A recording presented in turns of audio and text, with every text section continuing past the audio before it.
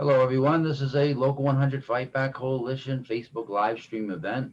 Um, we're joined tonight by Anthony Steiniger, train operator of the B Division, Berto Rodriguez, train operator in the B Division, and Tom Grudemeyer, train operator in the B Division. I'm the only lone conductor here, trying to hold it down for y'all conductors. Um, it's a very B Division heavy lineup tonight. So, so in any case, you guys might be wondering why we're going live this evening. Like, there's nothing happening in RTO, is there? Um, you know, I don't know. I don't know if you guys, those of you who are on the F line, you already know that the pick for the F line pick has started today. This line pick is the biggest attack on transit workers' seniority and pick rights that I can ever remember. Um, we're talking about 29 job cuts across the board on the AM and the PM tour. It's a massive escalation from MTA management. And um, this didn't have to happen. And anybody who's in RTO knows that it didn't have to happen, and knows that it wasn't what our members wanted. What our members wanted was for them to fight to stop the massive reassignments and gutting of our pick rights that was going on with these supplements all throughout the system, not just on the F and the C lines in particular. Um, for 11 months now, the union has taken no action to stop that violation of our pick and seniority rights. They did not sue, for example, against the massive service cuts that were implemented without even any kind of public hearing whatsoever. And that's illegal. And the union knows it violates federal and state law, yet they filed no lawsuit. Yet they filed no PERB charges. And for months, Eric Logel's response was that this is a crisis. It's an emergency. We have to help the MTA, and we have to work collaboratively with the bosses to help them through this crisis. There's nothing else we can do. They have emergency language in the contract, and therefore they can do whatever they want in an emergency. So now the emergency lasts 10, 11 months, and then Eric starts getting his ass handed to him by our members who were pissed, justifiably so, about these massive reassignments. You wait 20 years, 15, 20 years to get any decent seniority, any decent, enforceable pick rights, the weekends off, these kind of things. And you pick your job around your family schedule, you pick your job around your partner's schedule, arranging childcare, and the MTA unilaterally throws a wrecking ball through it in all departments, in all sections of the RTO department in both subdivisions. And so in order to accommodate these members, Eric starts bringing up a line pick, a line pick, a line pick. Now, you ever hear the expression, be careful what you wish for because you just might get it? Well, Eric got a whole lot more of an attack than he thought he was going to get. When he first did the C line pick, there were 8 job cuts, 4 AM jobs, 4 PM jobs. Now, he was told by his own union officers not to do this. And the reason why they was told not to do this is because it opens the door to prepackaged picks. Because when you pick the job in the C line pick, you were locked in terms of RDOs and in terms of tour, which means that, for example, say you're an AM conductor or train operator, and with your seniority, because of the job cuts, you're not able to pick an AM job. Now you have somebody who's PMs who has less seniority than you, locked into a PM pick on the open jobs, who's now able to pick a job and you're not, and they're behind you in terms of pick and seniority. Secondly, it's a big problem with prepackaged picks, as we all should know, because management has wanted this forever. They want to tell you, you want the penalty job, you get Tuesday, Wednesday off. Why? Because we say so. You don't like it, don't pick the job. They want to be able to dictate, even to people with seniority, that basically you do what we tell you and you have no real rights that you can enforce. And so the C line pick opened up the door to this kind of prepackaged pick. And it also opened up the door to job cuts and the union agreeing to job cuts. Instead of fighting for our members' needs, they accommodated to management's needs to cut service illegally. So then, surprise, surprise, when the next line pick comes up, it's proposed by management as a way to triple the attacks. Now we're talking from eight job cuts to 29 job cuts. So Eric goes to arbitration, and he does what Eric Logel does at arbitration. He loses. And why does he lose? He loses because he will not allow his own officers, who were elected by the members just like he was, to be in the room to make the best case. We all have different ways of arguing things. We all have different experience levels. We all have different things to bring to bear. We are a union. We're a union of thousands of members, and those thousands of members elected their officers. They didn't elect one king, they elected many officers. And guess what? In the F-line pick meeting, not one person of color. RTO, does that sound like a good strategy to you? Does that sound like that's something that we want to put forward as the face of RTO? And this is what happens when you have a petty, thin-skinned leader who thinks it's all about him and his ego, who thinks it's all about him and settling scores with other officers. The problem is, it's not about personality. Nobody cares about Eric's personality problems. Nobody cares about his psychodrama. They care about their lives, their families' lives, what we fought for and struggled to build over decades. And he's pissed it all away. So in any case, the union last night announced that the arbitrator had sided with management. Now, this arbitrator, Edelman, has been siding with management quite a lot lately, and the rumor is that the union wants to get Edelman fired. That doesn't solve our problem, even if they did fire him. But the other thing that they propose is to file a lawsuit against the MTA. It's only 12 months too late to file that lawsuit, and it's very unlikely that that lawsuit will even be heard before the pick is implemented on March 21st. So in any case, the next partial solution to this problem is the union suggesting that we have a section pick for open jobs.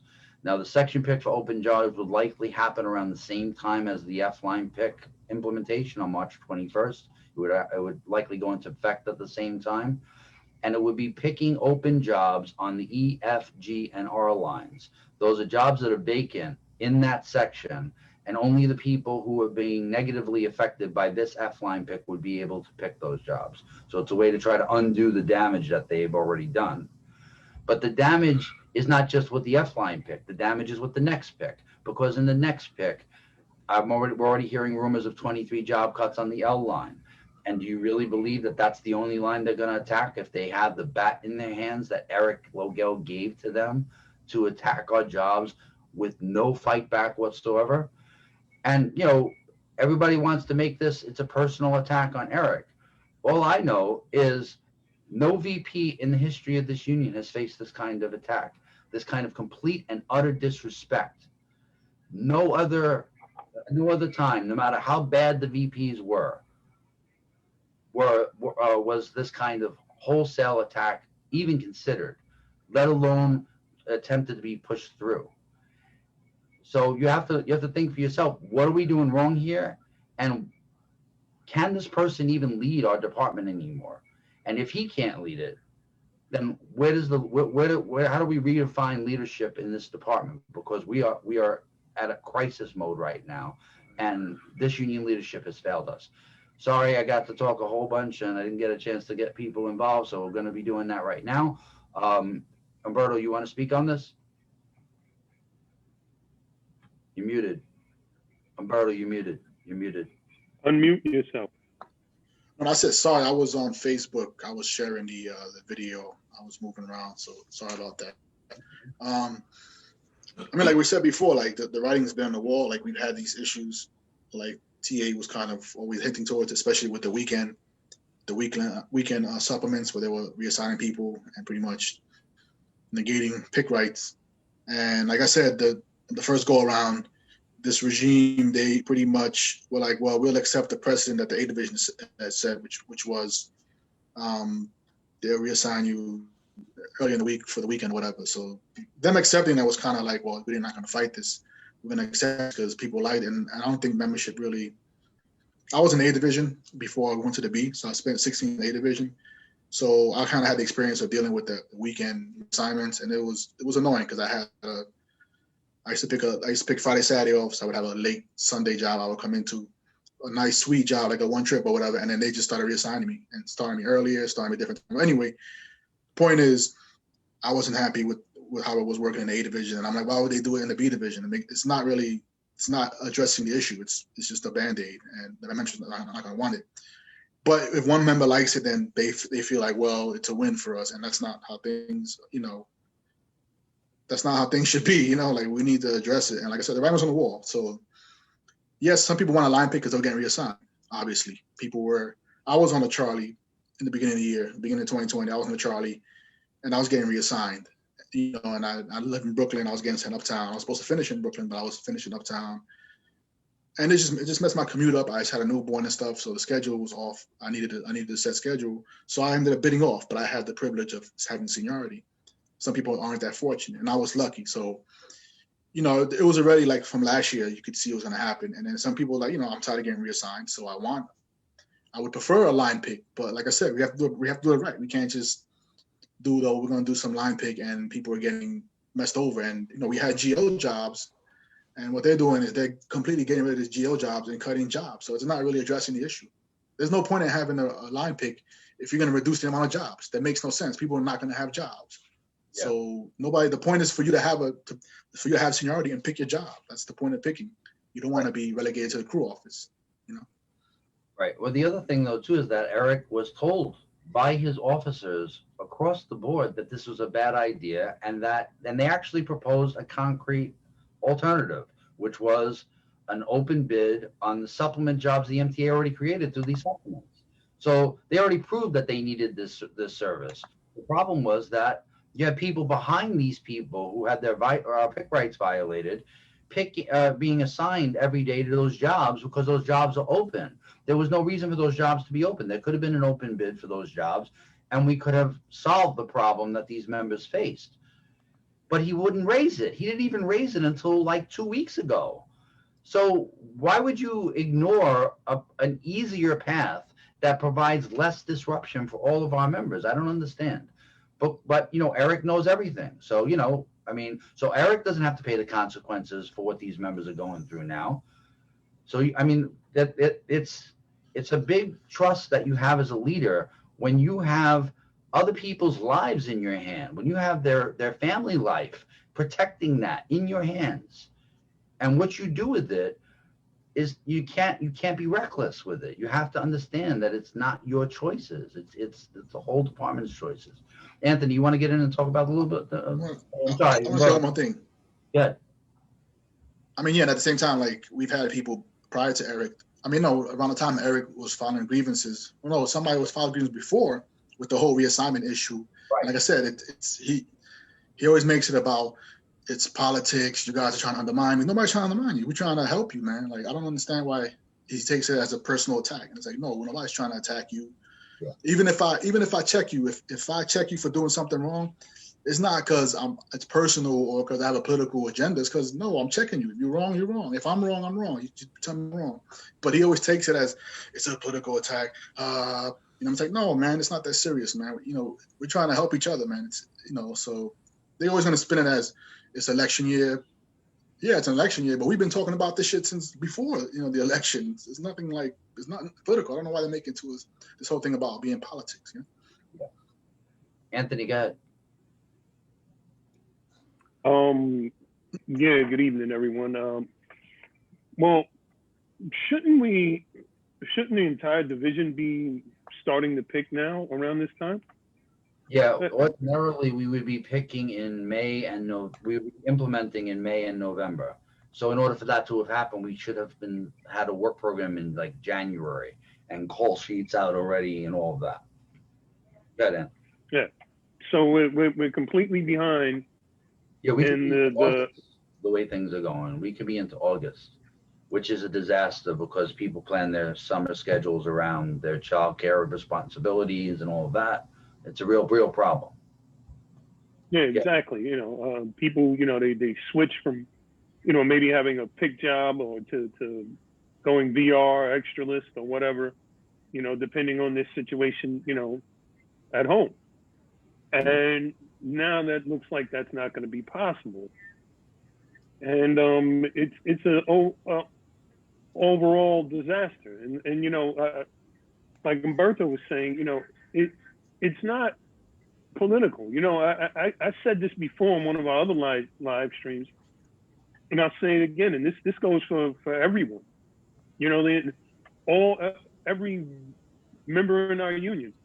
When I first when I first took the test, I didn't think about who I was going to meet down here. When they sent me the letter to come to medical, I had no idea who I was going to meet. I didn't go down to medical thinking I was going to, become friends with Umberto or John or anybody. I didn't. That wasn't my thought process when I walked into medical. My first day of school card, and you walk into the auditorium, I could care less who was sitting in those other 80, 90, 100 seats. You know what I mean? To be real, I didn't really care about that. And, now that I'm here, I come to work every day to pay my bills and support my family. I mean, when I walk into the crew room, there's plenty of people who I like, who I'm happy to see, and I've made plenty of friends down here. But that's not the reason why I come to work. And that's not the reason why I want to see, healthcare where I don't have to pay $100 deductible at the ER. I don't want any of my coworkers to pay that, even though that doesn't affect me that much. I don't want to see people, inconvenienced or more than just inconvenienced, their whole lives disrupted because someone thinks something is personal or they want to hog the limelight or for whatever their motivation is for not taking the route that was recommended or that was easier. But at the same time, I don't like to I don't want this to come across as member blaming, but we all have to do our part, even if it's just a little bit. Even if it's just a little bit, we need to do our part. We got to take the ball and run with it now because, our leadership, our so-called leadership has dropped it. And we've got to really get our heads together and come up with a plan on how we can make these people pay. Plain and simple. How to make them feel our presence. For the past, it's coming up. It's March now, actually, and we had our first cases in transit of COVID in March of last year. So it's been a full year where we've been in this pandemic, and transit has been hit harder than any other agency, city or state agency. And since January 1st, we've had 17 transit workers pass away due to COVID-related illness. And we didn't find that out. I didn't find that out. And no one that I've spoken to knew about this until that Daily News article. We've had over 150 people die on the job from COVID. And in the same breath that they're calling us heroes, they're seeking to suspend our contractually obligated pay raises. They're pushing back our pick, disrupting our lives, our family lives, our leisure time, everything that we really, come to work for. Yeah. And, each one of us has to decide, what we're going to do to fight back. That's just it, plain and simple. Yeah. Tom, I wanted to give you a chance to get in here. Yeah, I would just, a lot of what Anthony just touched on was what was on my mind. The thought that the MTA, in my opinion, demonstrated beyond any shadow of a doubt that they have no regard for our health or safety during this. I mean, I think most of us knew that before the COVID outbreak, but this proves it I don't think anybody can give a good argument against that. The response was weak. The fact that, as Anthony mentioned, our agency, we lost more people than any other. And the MTA has made no effort to streamline, to have professionals come to our work spot places to get us the vaccine.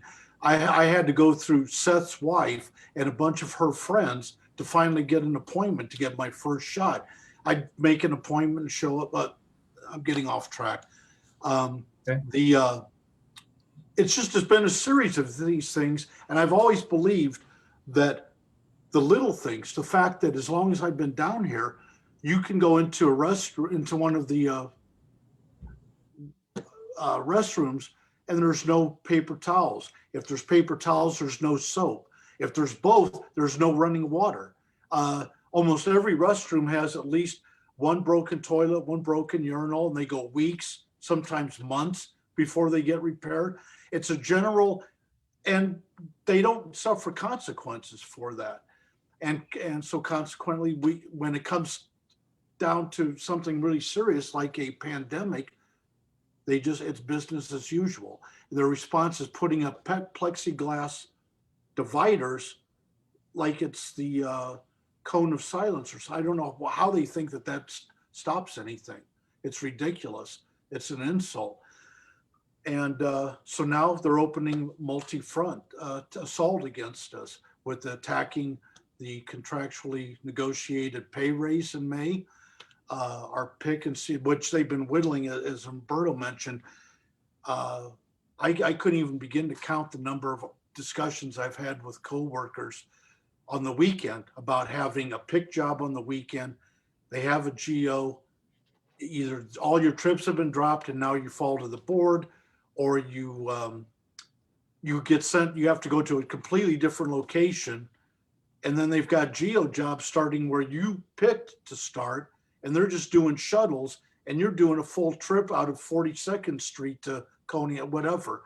And the union always told, every time I talk to somebody, Steve Downs, whether, yeah, we know it's always been like that. Right now we got bigger fish to fry. We got a lot going on, and we really can't attack it. And little by little, this has built up, and now we find ourselves at this junction where they're going to cut 29 jobs on one line. There's the rumor of more cuts on the L line, and yeah. And obviously the union, the elected leadership is inept, incompetent, and has completely failed at the job that they ran, saying that this is what they wanted to do. They wanted to lead a fight, and every opportunity they've had, they've absolutely capitulated to the bosses. Yeah. Well, Anthony brought up the question of what members can do, and I think that's really, at this point, I consider Eric Logel to have as much relevance as the Wizard of Oz behind the curtain, moving the levers. He's not in control of our department. He's just not.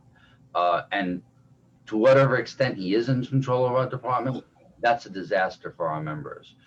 The bottom line is that the members need to control the union, period.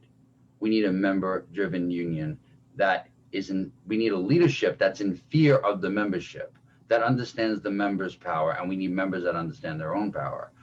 And the bottom line is that we are in a state of war with the MTA, period. And it's not one we've chosen. To the riding public, we don't want this. This is not fun for us. This is not what we dedicated our lives to do. We are the real public servants. We are the ones who sacrifice our recovery time, our time with our family, our whole sections of our lives, because our wages don't keep up with inflation. And people down here, we all know people working crazy amounts of overtime just to maintain the life they were once able to maintain on a 40-hour work week decades ago. And, so the transit riders, we know the majority of you are other working class people just like us. We don't have any hostility towards you just because you're riders and we're transit workers. I mean, everybody gets frustrated with their jobs. Everybody gets frustrated by the, one or two or three individuals who make their life hard. But our union should be making common cause with the the riding public. This service cut is unsafe. It's a disaster. It is insane to pile more customers onto less trains in the middle of a pandemic. It is a recipe for disaster. When you pile more customers onto more trains, when they're just about to reopen middle schools and they're talking about reopening high schools, they want to open up movie theaters, they have in-person dining. Like, what are the fucked up priorities going on here that we're worried about people being able to dine indoors and, reopening movie theaters when we haven't done the basics to keep people safe in their everyday attempt to go to work and live some kind of productive life. Our train operators, our conductors, we're told if they tried to isolate their cabs and put up tape to provide a physical barrier to give them some social distancing from the riding public, that they were threatened with discipline. They were told they would be written up and taken out of service because they had a reasonable fear of the potential spread of COVID-19 and there being no physical barrier between themselves and the riding public. So they were told by MTA managers that their cab door, you all have seen the cab doors for train operators and conductors, they said that's a non-permeable barrier, that there was no danger to us, that we were protected inside that cab, even though they know that the air that is circulated into our cabs is recycled from the car that we're in and recycle from all the cars in that train. That's a danger to you. That's a danger to us. It shortens our lives. Y'all heard about the air quality in the subways. I mean, unbelievable, off the chain, dangerous particulates in the air from steel dust, from the brakes, from all the solvents they use in the system. Your lives are at risk because of the MTA. Just like ours are. We have to be in common cause here about this. So but the reason why I say that is because we, like I said, we don't want this. We don't want this fight. This is an unnecessary fight, but the MTA has provoked this fight. There is one group of people responsible for this fight. And that fight is going to mean that our members need to take safety seriously, and they need to do whatever is necessary to protect themselves from being chained to a train all day with, if they're lucky, 40 minutes off a train so they could swallow down some food and get right back on the train. So if that means that our members need to take what we call a comfort break, they need to do so wherever they need to do so. And no one will be allowed to question your right to do so. You're wearing a mask all day. You know that mask is only supposed to be on. You're only supposed to be wearing a mask for 4 hours a day. You're not supposed to be wearing it all day. But yet that's what's going on down here, right? When you're breathing in all of these toxic particulates and contaminants in the air, if you feel like you need fresh air, you need fresh air. If that means you need to take a comfort to do that, then that's what you need to do. And if that's inconvenient for the MTA, well, we have to do what we have to do to protect ourselves and to be able to survive in this environment. In terms of COVID, the amount of exposure that we have to use all of our contractual protections to protect ourselves and to limit our exposure and to be able to take a break and not be driven up and down the road because the MTA feels like that's what works for them. Also, the safety dispute policy. We have a safety dispute resolution form that says that at any time when any one transit worker or a group of transit workers says that a situation is unsafe, it's unsafe. Now, what are those kinds of situations? Somebody with a homeless person with a cart in a train, given that one of our train operators was killed because that cart was set on fire and he died in the tunnels at 110th Street. Garrett Goebel, may he rest in peace. Any train operator, any conductor, you see a cart on your train, that train doesn't move. That is a danger to your very life. If there was an evacuation, it could be the difference between life and death for you and the customers on board. So again, this is about both our safety and your safety. It's not an attack on anyone. It's just simply we have to do what we have to do as a union of 46,000 members to provide safe working conditions for our members and for the riding public. I'm going to let other coalition members talk about other safety conditions that we need to have zero tolerance about right now. Go ahead, Umberto. I think remember Sarah Feinberger spoke earlier last month about that the trains are safer to ride, that the spread of COVID. That there was a study by Sam Schwartz that said the prevalence of COVID in the subways wasn't as high as believed. Which, like I said, is one study.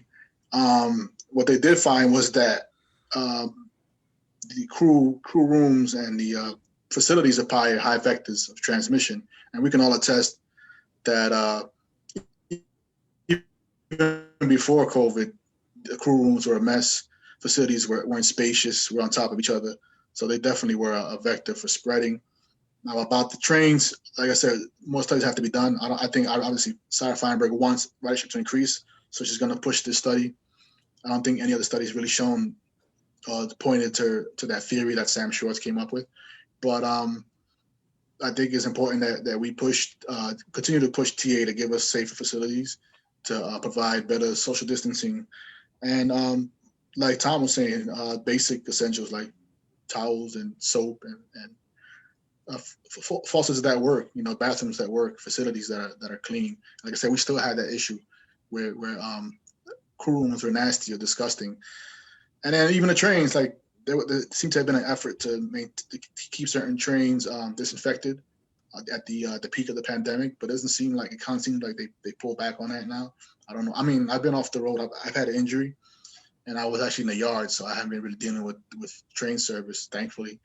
But I don't know if they continue to disinfect trains or if it kind of went back to how it used to be before the pandemic. But there's always been an issue with crew room safety, cleanliness, and like I said, now with coronavirus, if we have the space and the ability to social distance. Yeah. Well, then the other thing though too is that we have to get the narrative out there that they want to see that they need less service. In fact, they're screaming every day for overtime. They're screaming every day for conductors and train operators to work extra trips, RDOs, late clears, and RDO means working your day off for someone who's not, familiar with transit lingo. But think about how crazy this is. They don't want to create full-time jobs for workers to work a reasonable amount of time, like 8-10 hours, whatever it is. But they're going to create a situation where the only way they can keep the system running, because they cut the work program so much, is to pay somebody time and a half to work unsafe amounts of overtime in order to keep the system running. So transit riders, they are putting your lives at risk. Their system is putting your lives at risk. They don't care about you any more than they care about us. They stepped over our dead bodies, cried their crocodile tears, these phonies who say they care about these transit heroes. And it's a sad day for the transit family. Let me tell you something. There's no transit family. There's us, the workers who make it run, and these bastards who are responsible for our deaths and have blood on their hands. There is no transit family between us and them. And that is why we have to be at war with them. We don't want service disruptions. We don't want to be at war with the riding public. But we have to do something to defend our very lives. And so if that means that the train is unsafe and that they're trying to put out there, our train operators and conductors have to take action to make sure that train doesn't go down the road. We have Anthony, go ahead. Yeah, I didn't want to interrupt you. You could have kept going, but you're talking about our logo is Fightback, and you just mentioned war. And I want to call on my fellow vet here. Ask a couple of questions there, Tom. You're a Marine, right, Tom? Yes. Yeah. And in the Marine Corps, in boot camp, their goal is to make sure that every single Marine knows how to be a Marine, knows how to fight, that they're duplicating. You could take one Marine and replace him with another instantaneously. You could step into that job and right into that job. Absolutely. And they do that by basic training. Now, I was in the Navy, and I remember my basic training. and you, in basic, you became familiar with what it is was expected of you. And what I'm going to ask my fellow union members, my fellow train operators and conductors, is to become more familiar with what it is that is expected of us as far as safety, so that we can fight back. Like, all of those bulletins, all of those rules, they work two ways. They don't only tell us what to do. They also say what the MTA is supposed to do and what they are supposed to provide us in order to do our job. If we don't have a safe environment, then we can't move that train. We should need to stop taking shortcuts that we normally do. We all know what they are. I'm not going to get into details or whatever, but the things that we do in order to make the service run. You know, if a train is anything at all is wrong with that train, if the rules say we're not supposed to move it, don't move it. As long as it's within the rules, don't move it. Don't do anything outside of the rules. See, when we go to a school car, they are trying to duplicate us. They are trying to put it so that any train operator can get on the train and move that train at any time. Same way it is in the armed forces. Same concept. And they give us a set of rules that we're supposed to follow, but we don't always follow them. And usually we don't follow them for the benefit of the MTA, not for our benefit. They have such scorn for us that in the department where you really cannot, it's nearly impossible to cheat for overtime in RTO, because you're on the train. You have a schedule in your pocket. You have to follow that schedule. So it's nearly impossible for us to be overtime cheats, but they have such scorn for us that they make us swipe in and out. Even if we have like 5-10 minutes wide at the end of our job, they have such derision for us that they put this upon us, even though we have absolutely zero incidents of overtime cheats. Yeah. But where our union fails, you know, where the Marine Corps, the Armed Forces, they know how to run an organization, how the Marine Corps knows how to fight. I was in the Navy. We know what we're doing. We know how to deliver our payload to the target. With the unions, when I started here, during school call, they took us down to the union hall for a couple of hours. I think we were there for maybe two hours tops.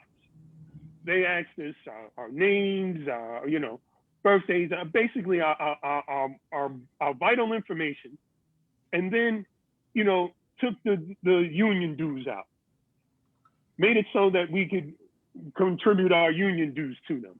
At that time, there wasn't a check off because of the previous strike, but they asked us, how did we want to pay our union dues? So after that, there was no familiarization with what is expected of us as union members. There was no outreach as to, you know, hey, come and participate in the union. We have these events. We have this, that, and the other. Or we need people at the terminals to assist members. If you have time or you feel like you would be good in this, you know, come down, we'll show you what to do. Join the shop steward program.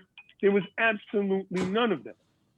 So this is what we have now. We have someone who thinks that they have to take it on all by themselves, and has, you know, we elected, it's to the point where, because they have members thinking that we don't have the power, that we're looking for somebody to come out of the crowd to be that one guy that's going to do it for, you know, who's going to turn it around, that kind of like Messiah that's going to, you know, rescue RTO or whatever.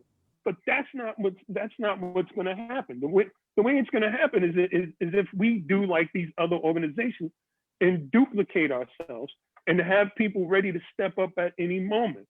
And listen, I was talking to somebody today at the terminal, just mentioning, you know, how I went to the last train operators meeting and there was only 12 people there.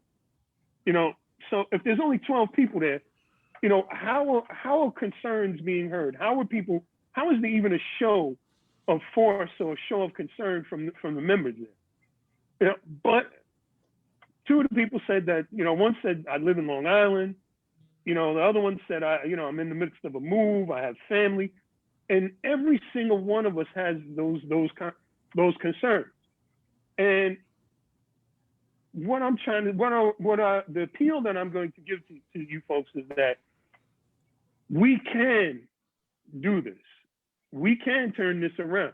Like John said, if everybody just did that little bit, you know, which is within the rules. If it's unsafe, don't do it.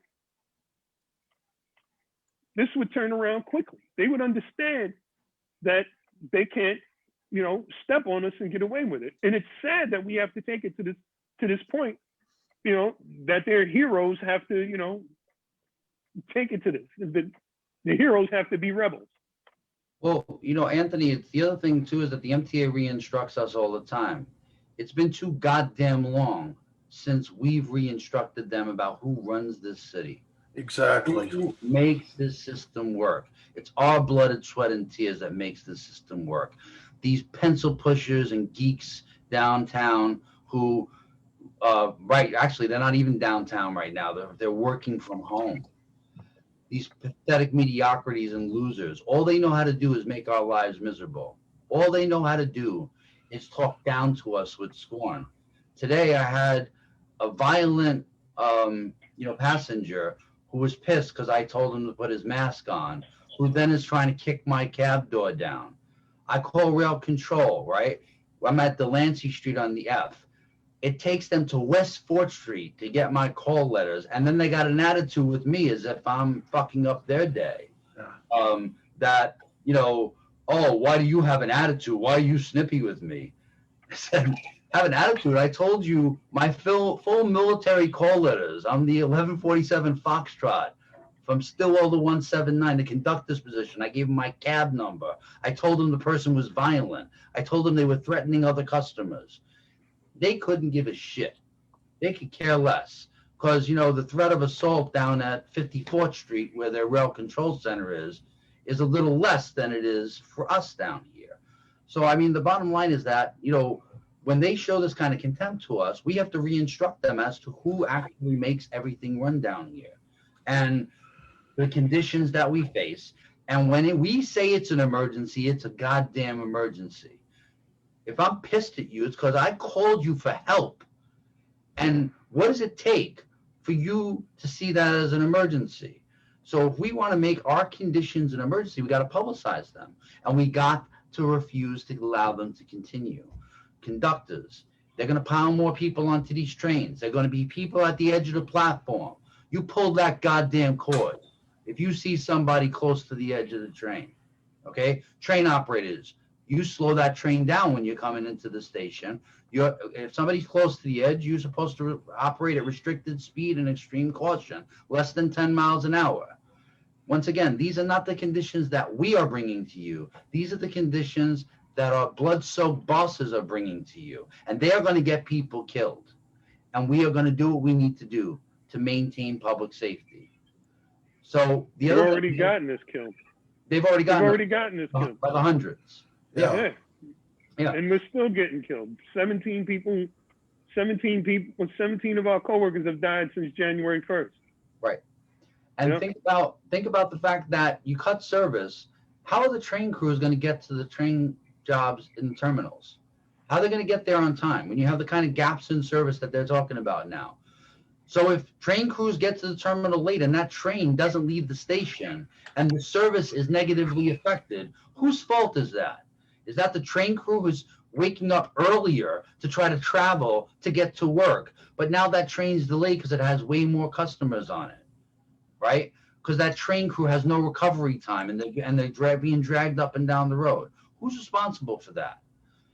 Also, we have to investigate legal sanction against the MTA. If our goddamn union leadership, who's elected and paid for by our union dues, won't sue these bastards, then maybe we need to.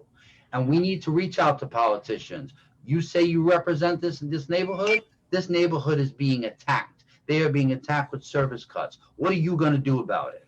And we need to build common cause, and we have the ability to do that. We have 46,000 members in neighborhoods all over the city. You are their constituents. We need to get in their ass about what they're going to do. All of them are running for election. You want to be mayor of this city? What the hell are you going to do for working class and poor people? Not after you get elected, now. So, Tom, did you want to comment here, or Umberto? Umberto, you had your hand up. Go ahead. Yeah, I was going to say also we had an increase in assaults on employees and also customers. Right. We had a man who stabbed 4 passengers and killed 2. Right. So we've had an increase in the crime and safety down there. And it's like I said. I mean, we've always dealt with these issues, but with COVID and then with the cuts, this has become more prevalent. So it's still unsafe. And like I said, they only do something when somebody dies. And sadly, these are the people that were killed were homeless. So TA probably wouldn't care for them either. We know that. We know they don't care about the homeless. So it's it's an issue that we've been talking about since I've been here. We've been talking about it, but it's gotten worse. It's been exacerbated by the COVID and the lack of regard by transit. Like, they don't really care. Like, so for example, I mean, I can give you an example. Look at Nostrand Avenue on the Apple and Charlie line. They recently opened a stairwell, a new exit. Well, not new. They reopened the old exit that was closed in the 90s. But the station still has issues. You still have people on the lower level shooting up, doing drugs. There's still a lot of issues with the station, and we can't address the station issues, but we open up a stairwell. It makes no sense. Like, do the customers feel safe that there's another exit, even though they're going to a station that they have to deal with people with issues? And it's like, no, it doesn't. It's the typical transit, the way they deal with things. Like they'll put a nice shiny facade on it, but it's still the same turd. You shine the turd, as they say. But we're dealing with that. And like I said, we have to wait till somebody dies, somebody gets killed. And somebody died last year, and they still haven't addressed it. We still haven't addressed the issues down here. I mean, what can we say? Like, it's something that it's obviously a city issue. We have to look towards, like John was saying, we have to look towards politicians that have solutions they're going to try to address these issues. Some things, like I said, some things might not necessarily fall on transit completely. It falls in the city. Like, we need to provide for our people. We need, we have buildings in this city that are empty. They can't fill these buildings. We have people sleeping everywhere. It's ridiculous that we live in a city and we deal with these issues. And also, they always want to wait till somebody dies. Yeah. Go ahead. I'm sorry. I'm sorry to interrupt. I'm finished. But also, like we have to kind of rewrite our own history. We have to rediscover our own history. Things don't get better by collaborating with scumbags like Andrew Cuomo. Okay. We don't get anything by saying Daddy's good to us. Daddy's going to do for us. Daddy's a good daddy. He's pro-worker, like that schmuck John Samuelson did, by bringing this blood-soaked bastard, this racist, to our international union convention and passing him off, masquerading him off like he's some friend of the working class. What a disgrace to the name of Local 100 and to our international union that the empty head of the International decided this was a great idea. Okay, we have to have common cause with other workers, not just because they're workers, because our power is in our numbers. Our power is in that we face the same conditions. Our power is our story. Our story has to be told, and it has to be our story, not Eric Logel's story. Okay, his life as a burnout bureaucrat moron who doesn't care about other people's livelihood and doesn't have to pay the consequences for his stupid decisions. So, like the part of this is about humanizing ourselves. We get so dehumanized by the system. And during COVID, I mean, more than ever, like it's been a race to the bottom. It's been, lowering expectations, making excuses for things that we shouldn't make excuses for. And we have to solidarize with those who have our back. We have to have solidarity with those who are in the same fights. So yeah, we want political activism, but political activism that makes sense. Does it make sense to have political activism with our enemies? Does that make any sense to anyone? That's the proof of insanity, is to keep trying the same things over and over again. Our members are dying. When are we going to change the strategy? And for members who think it's going to change in the next election, we can't wait till then, first of all. Second of all, it never happens that way. It never happens that way, that we just elect the right people and then they do everything for us. I know somebody else was talking about that earlier in the live stream.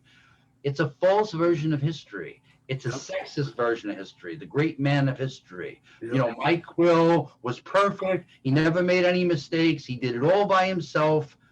It's like the Westerns, spaghetti Westerns. How truthful are those stories? Not at all, right? Right. So same thing here.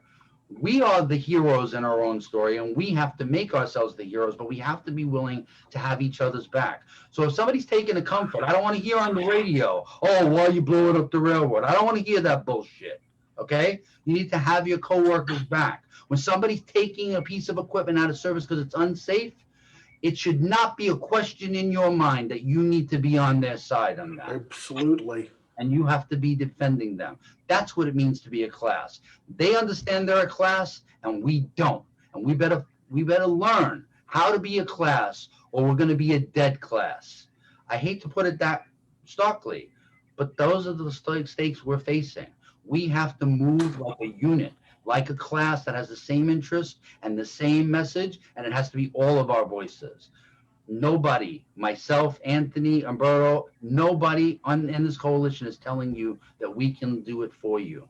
That just elect us and we'll solve your problems. Because that's a fairy tale, and we are all adults, and we need to live in the real world, because right now we're dying in the real world. All right. Anybody else want to speak on that? Tom, go ahead. Yeah, really quick. Just a couple of things that Anthony brought up. Yeah, the crisis we're in is absolutely a crisis of the failure of leadership. And the fact that as long as I've been in this union anyway, and actually every union I've ever belonged to, there is the desire to have an environment where those who have been elected or initiated into the priesthood and they know the secrets of the temple, then you are beholden to them.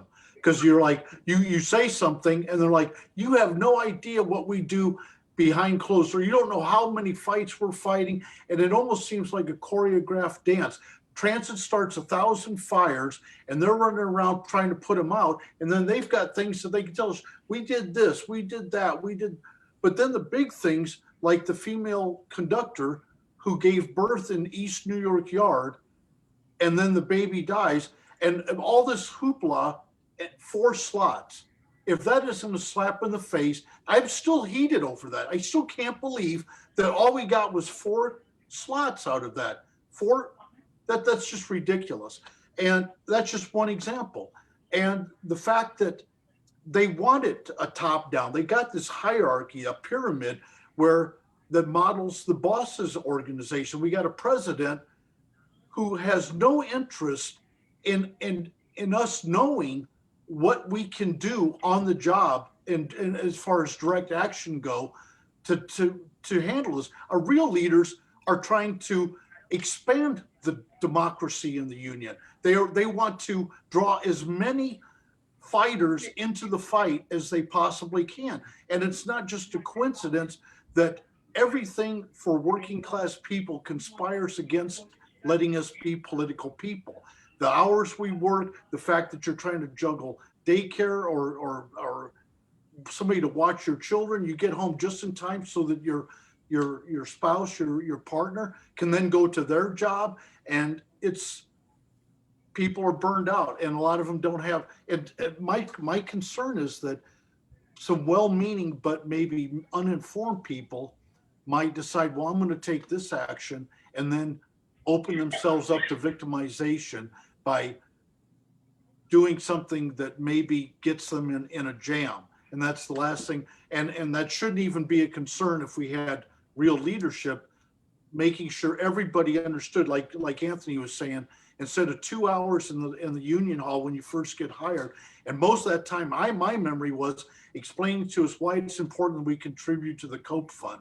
That was their big drive, was more money in the Cope Fund. You got to donate to the Cope Fund, right? Yeah. Well, how else are they going You to still got, when we went out on strike in 2005, I had 3 or 4 guys that had 30+ years on the job who took part in the last strike in 1980, who were under the belief that if you participate in a second strike, you can be fired. I said, that's not true. And they looked at me like, I had 2 years on the job. They go, what do you know? I said, because I went to the union hall, I got the straight dope on it. There's no rule that says that you can't be in more than one strike and be fired. And that rumor persists to this day, and the union does nothing to combat it. Yeah. You know? Well, I mean, this is the same union, by the way, that spent $300,000 of our Cope money electing this murderous bastard, Andrew Cuomo. Yeah. And aside from that, sexual predator, just like some other that too. orange-faced buffoon that we just got rid of. And by the way, is anybody surprised that Cuomo's a sexual predator and a creepy bastard? No, I don't think so. But the other thing is that when I would raise with officers when I first came in the union, well, why don't we have a organizing fund, a strike fund, call it whatever you want, call it the rainy day fund, call it the Michael J. Quill fund. Right. Doesn't matter. We need a fund for emergencies. And they were like, well, no, a fund like that would be illegal. Yeah. So my response to them was always, well, it's fucking illegal to strike, you morons. What are you talking about? It's call it whatever you got to call it. We need resources to organize. We're getting our ass handed to us here. Like, when are you guys going to get organized? Isn't the whole point of a union to organize us? And instead what the union does is they disorganize us. Yep. They sell management boss logic. They teach us to hate ourselves. They say, oh, we do it to ourselves, or the members are constantly in trouble. What could we do? What could we do? It's the bureaucrat song. We don't need them. They need us. We are not weak. They are. And we need to get their logic out of our head, because ultimately, like Tom said, they mirror the way the bosses organize themselves. And it's because they think just like the bureaucrat, just like the bosses. And the bureaucrats treat themselves, they pay themselves just like the bosses. They give them perks and privileges, just like the bosses. Just like the bosses, they internalize every disgusting stereotype against working class people, that we do it to ourselves and we're all stupid, and if we weren't stupid, maybe things would work better down here. And we have to cleanse that union hall and cleanse this union of that divide and conquer, boss logic, self-hatred. And the only disinfectant for that is struggle. The only disinfectant for that is believing in yourself, believing in your power and using that power. So that's why we're so passionate about this, because we know, we all see what's wrong. The question is, how does change happen? And the only way you can see how change happens is to see it happen. I could talk about it all day until I'm blue in the face. It ain't going to make anything to you. Anthony, go ahead. Yeah, I gotta get some rest. Me too. But I just want to say a couple of things before we wrap this up. Sure. And I want to reiterate, like Tom was saying, don't get yourself in a gym, but follow the rules and if you're asked to break the rules or go outside the rules, so where it would favor the MTA, simply refuse and say that's not in the rule book. That's not according to the bulletin. Well, just a correction, Anthony. Don't refuse a direct order. We never refuse a direct order. You're going to put it over the radio. That would be an unsafe order. Exactly. I need a TSS to come out and meet me with a safety dispute resolution form. This is unsafe work. Don't get into an argument with them. Yeah. Don't do anything that'll get yourself written up. But follow the rules, because they work two ways. And as far as, what we need to do, the solution really is, it really is very simple. I mean, I like sports. I like boxing. I like basketball. And one of my favorite boxers of all time is Muhammad Ali. And two. And, Muhammad Ali was without a doubt the greatest boxer that ever existed, that ever walked the planet, and at least in my opinion. The other people may feel the same way, I feel. But as great as Ali was in his prime, if I had 200 guys that looked like John over here, and I set them up against Muhammad Ali, who do you think is going to win? I got this. Muhammad Ali can't beat 200 guys at once. And basically, that's the same concept of having a union. It's like, it's not Umberto going up against the bosses by himself. It's not me. It's not John. It's not Tom. It's not you going up against the bosses by yourself. It's all of us together.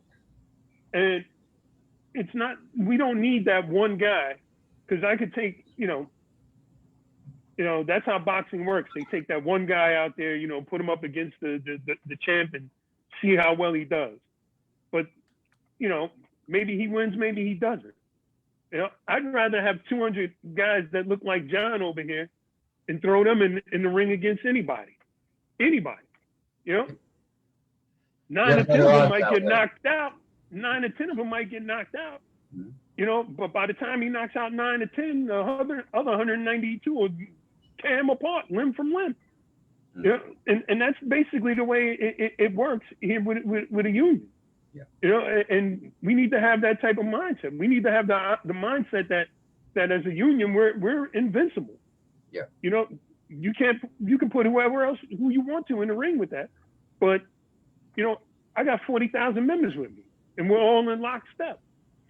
And we got to abandon that boss logic, and we got to not get rid of people who think that way, but not have them in leadership roles, not have them in the forefront, not have them making any decisions. Good, Anthony. Good. Sorry. No, I'm done. You done? I was gonna say that's all I have for now. Yeah, and also I don't want members. I know members are demoralized at the state of the union. They have every reason to be, based on the leadership that we have.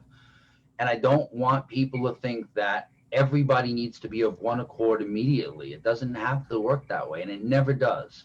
It's always an active minority of members who take the first steps in the right direction, and then other workers will follow those workers. But those of you who know what's wrong, and those of you who know some of what it takes to defend yourself down here, we got to get organized, and we got to get together. And we have to show that it's possible. If we prove that it's possible, other workers will follow us. That is the history of our entire movement as a working class, and of this union in particular. So that's what needs to happen. Everybody, I'm looking around here. I see a lot of tired faces. It's about that time to wrap up, and everybody's got to get to work. To be dragged down the road tomorrow. We all work at our tools, by the way. I'm the kind of union officer that is in the fight with you, not getting release time, working and dealing with the conditions that you deal with. So, we need to get some rest so that we can deal with the bullshit tomorrow. So I actually just like wearing my uniform all the time because I'm so proud of it. Tom, come on now. Nobody believes that. I actually injured myself commuting to work, believe it or not. Yeah. Because the train service is not reliable overnight, so I generally ride the bike to work. So unfortunately, I had an accident en route to work. But yeah, feel better too soon, Roberto. You got to go fund me. I mean, if you was Tramell, I know you'd have a GoFundMe. No, I'm good, man. I'm good. You're good. To be honest, I do like this job.